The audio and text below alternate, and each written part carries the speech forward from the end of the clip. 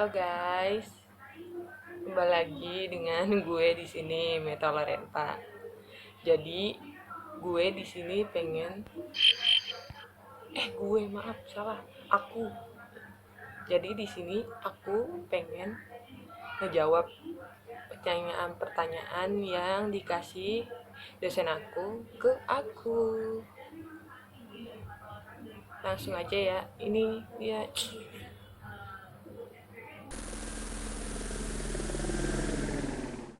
Jangan lupa like, komen, dan subscribe di sini.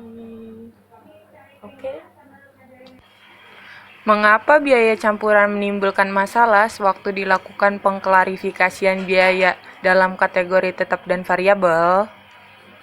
Karena informasi yang tersedia untuk melakukan pengklarifikasian atau misalkan biaya variabel dan biaya tetap dalam biaya campuran tersebut hanyalah informasi jumlah biaya, suatu aktivitas dan jumlah penggunaan aktivitas, sehingga akan cukup sulit untuk mengidentifikasikan biaya tanpa adanya ukuran penggunaan atas biaya variabel dan biaya tetap tersebut.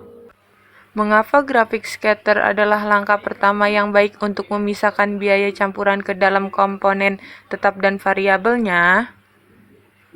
Karena grafik scatter bertujuan melihat apakah asumsi linier wajar atau tidak. Dengan menggunakan grafik tersebut, beberapa titik yang nampaknya yang tidak cocok dalam pola tersebut, perilaku biaya mungkin dapat terungkap, sehingga diperoleh pengetahuan yang dapat memberikan justifikasi untuk mengeliminasi dan mungkin bertuntun pada pikiran yang lebih baik mengenai fungsi biaya yang mendasari hubungan antara biaya dan penggunaan aktivitas yang akan mempermudah usaha memisahkan biaya tetap dan variabel. Jelaskan bagaimana metode scatterplot memisahkan biaya tetap dan variabel dari biaya campuran. Kemudian jelaskan cara kerja metode tinggi rendah. Mengapa keduanya metode tersebut berbeda? Metode scatterplot menyangkut pemeriksa grafik scatter yang menunjukkan jumlah biaya campuran berbagai tingkat aktivitas yang berbeda, dan pilihan kedua titik yang nampaknya terbaik untuk mewakili hubungan antara biaya dan aktivitas. Karena kedua titik tersebut menentukan satu garis. Kedua titik yang terpilih tersebut dapat digunakan untuk menentukan titik, potong, dan kemiringan garis dari titik kedua tersebut. Titik potong tersebut memberikan pikiran komponen biaya tetap dan kemiringan, memberikan estimasi biaya variabel per unit aktivitas. Metode tinggi rendah menentukan titik persamaan suatu garis lurus dengan terlebih dahulu memilih dua titik tinggi dan rendah yang akan digunakan untuk menghitung parameter perpotongan dan kemiringan. Kedua metode tersebut berbeda karena metode tinggi rendah ditentukan oleh jumlah tinggi rendahnya dari variabel bebas. Keunggulan terletak pada objektivitasnya.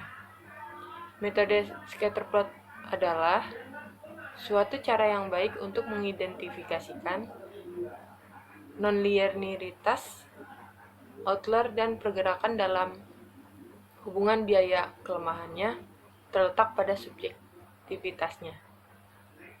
Apa keunggulan metode scatterplot dibandingkan dengan metode tinggi rendah? Apa keunggulan metode tinggi rendah dibandingkan metode scatterplot? Keunggulan metode scatterplot dibanding metode tinggi rendah adalah metode scatterplot menginginkan kita untuk melihat data secara visual, dapat mendorong manajer menghindari jebakan atas terlihatnya hubungan antara biaya yang tidak mungkin terjadi pada hanya memilih kedua titik dampaknya mewakili pola biaya aktivitas umum, serta meskipun titik-titik tersebut bukanlah merupakan outlier, pasangan titik lainnya memungkinkan terpilih titik yang lebih mewakili secara keseluruhan. Sedangkan dalam metode tinggi rendah,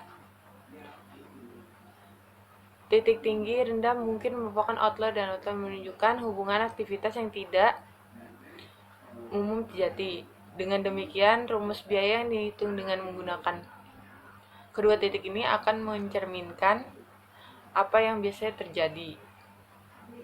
Keunggulan metode rendah dibanding metode snapshot adalah scatterplot adalah metode tinggi rendah memiliki keunggulan objektivitas. Metode tinggi rendah memungkinkan manajer untuk mendapatkan ketetapan yang cepat mengenai hubungan biaya dengan hanya menggunakan dua titik. Sedangkan dalam metode scatterplot tidak ada kriteria subjeknya untuk memilih garis terbaik.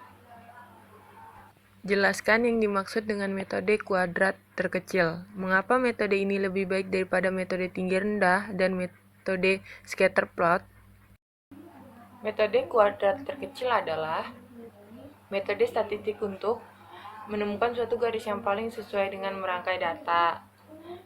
Metode ini digunakan untuk memecahkan komponen tetap dan variabel yang biaya campuran. Dari biaya campuran. Metode ini lebih baik dari metode tinggi rendah dan metode scatterplot. Karena metode kuadrat terkecil menghasilkan garis yang paling sesuai dengan titik dan sehingga lebih rekomendasikan dari apa yang tertinggi rendah dan scatterplot. Selain itu, metode kuadrat terkecil memiliki keunggulan dibanding metode lainnya dalam menilai keadaan persamaan biaya. Konferensi determinan memungkinkan konvensi determinasi memungkinkan analisis untuk menghitung jumlah viabilitas biaya yang dijelaskan oleh pergerak biaya tertentu. Konvensi kolerasi juga mengukur kekuatan hubungan dan menunjukkan arah hubungan.